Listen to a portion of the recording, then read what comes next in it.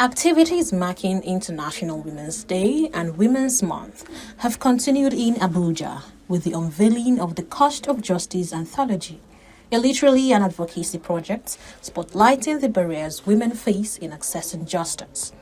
This initiative, developed by the South Saharan Social Development Organization in partnership with the UN Women and supported by the Ford Foundation, brought together key stakeholders to reflect on the urgent need to strengthen justice systems for women and girls. The event held at the United Nations House attracted high-level dignitaries, including representatives of the Ministers for Women Affairs and Justice, as well as diplomats and development partners. So far, we have gotten about 30-something convictions under the Violence Against Persons Act, apart from the trafficking cases that we are also handling. And I want every one of us to bear it in mind that we are victim-centered. Some call it survivor, whatever name you call them, they are to be protected. Presently have a toll-free line, a short code, 6472, that once you have a telephone, anywhere you are at the grassroots level, you can reach out to the commission, you can call that number, and the person will be attended to. Speakers at the event urged governments and institutions to move beyond rhetorics and take concrete action to make justice systems more accessible, inclusive, and responsive. The cost of justice and women's voice of resilience in Nigeria.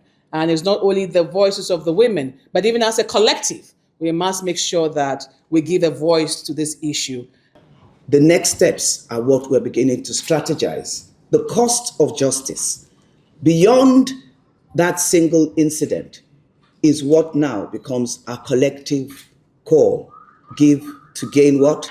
To gain a judgment. We launched the Cost of Justice Anthology, written works with accompanying works of art, depicting GBV stories in Nigeria.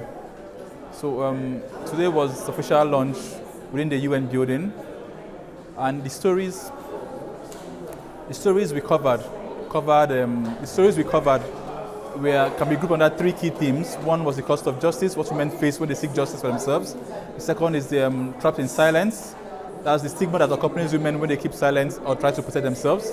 And the last one was gatekeepers, as people or institutions that stand between women and justice. And it could range from individuals, families, and even leaders of faith and culture. For me, the conversation around gender-based violence it's like the conversation around an illegitimate child. Many people feel awkward to talk about it, but SSDO has found an ingenious way of bringing the conversation to the fore, where art imitates life. And through art, we're having the conversations around gender-based violence. I think this is one of the conversations that not just government, civil society, but everybody needs to wake up and take note and begin to have this conversation. Action actually means a lot.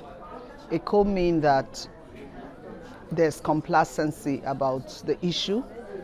And when it comes to gender-based violence, no community, no person should be inactive. And no one should stand by without doing anything, because silence could actually mean consent. And the cost of silence is grave, because we're losing women every minute to gender-based violence. The launch also featured a curated art exhibition, transforming selected stories into visual expression of resilience, survival, and the pursuit of justice. Chidera Isdoye, AIT News, Abuja.